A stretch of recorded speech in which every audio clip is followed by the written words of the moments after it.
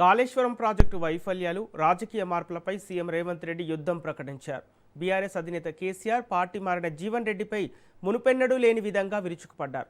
జీవన్ రెడ్డి బీఆర్ఎస్లో చేరడంపై రేవంత్ రెడ్డి తీవ్ర ఆగ్రహం వ్యక్తం చేశారు.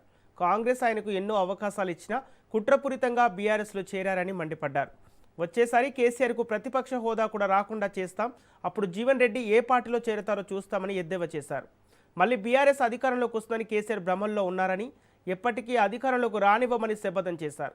ఇప్పటి వరకు జరిగిన అన్ని ఎన్నికల్లో బీఆర్ఎస్కు గోరి కట్టామని, 2029లో కూడా అదే పునరావృతమవుతుందని ధీమా వ్యక్తం చేశారు సీఎం రేవంత్.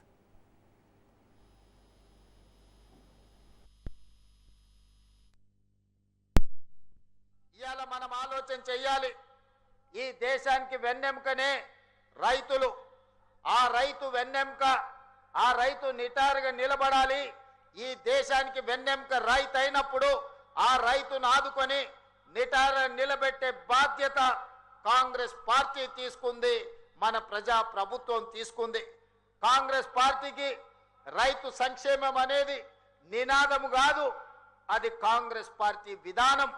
ఆనాడు రైతుల కోసం సాగునీటి ప్రాజెక్టులను బాక్రానంగల్ డ్యామ్ నుంచి మొదలు పెడితే నాగార్జున సాగర్, శ్రీశైలం, ఎస్ఆర్ఎస్పి వరకు పెద్ద పెద్ద నదుల మీద ప్రాజెక్టులను కట్టి రైతులకు సాగునీరు అందించిన చరిత్ర కాంగ్రెస్ పార్టీది.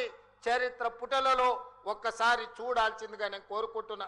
మిత్రులారా, ఆనాడు రైతులు పండించిన పంటకు గిట్టుబాటు ధర లేక దళారుల చేతుల్లో దోపిడీకి గురవుతుంటే రైతు పండించిన పంటకు కనీస మద్దతు ధర ఇవ్వాలి, ఆ రైతులను ఆదుకోవాలి, రైతుల ఆత్మ గౌరవం నిలబెట్టాలని ఈ దేశంలోనే మొదటిసారి రైతులకు గిట్టుబాటు ధర ఇచ్చే చట్టాన్ని తీసుకొచ్చింది ఈనాడు దేశంలో కాంగ్రెస్ పార్టీ.